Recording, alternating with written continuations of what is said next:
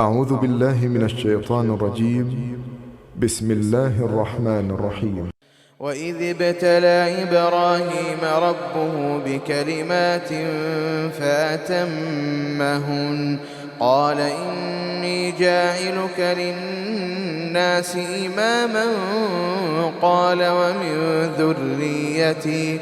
قال لا ينال عهد الظالمين وإذ جعلنا البيت مثابة للناس وأمنا واتخذوا من مقام إبراهيم مصلى وعهدنا إلى إبراهيم وإسماعيل أن طهرا بيتي للطائفين والعاكفين والركع السجود وإذ قال إبراهيم رب اجعل هذا بلدا آمنا وارزق أهله من الثمرات من آمن منهم بالله واليوم الآخر قال ومن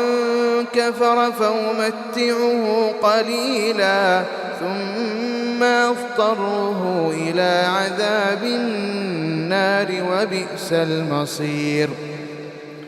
وإذ يرفع إبراهيم القواعد من البيت وإسماعيل ربنا تقبل منا إنك أنت السميع العليم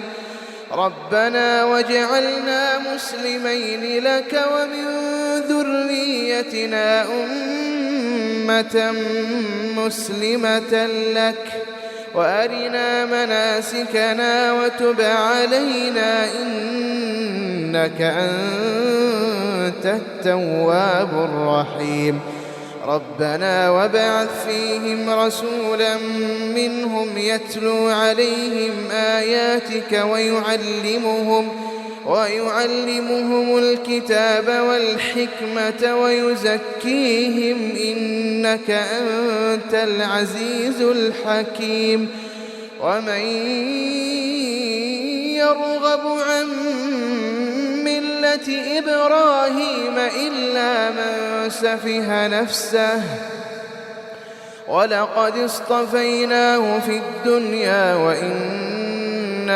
في الآخرة لمن الصالحين إذ قال له ربه أسلم قال أسلمت لرب العالمين ووصى بها إبراهيم بنيه ويعقوب يا بني إن الله اصطفى لكم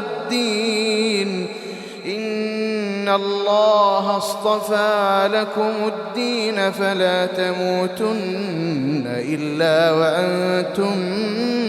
مسلمون أم كنتم شهداء إذ حضر يعقوب الموت إذ قال لبنيه ما تعبدون من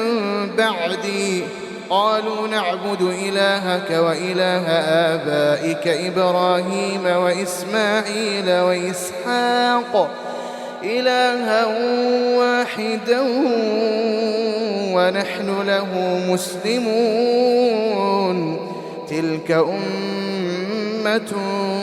قد خلت لها ما كسبت ولكم ما كسبتم ولا تسألون عما كانوا يعملون.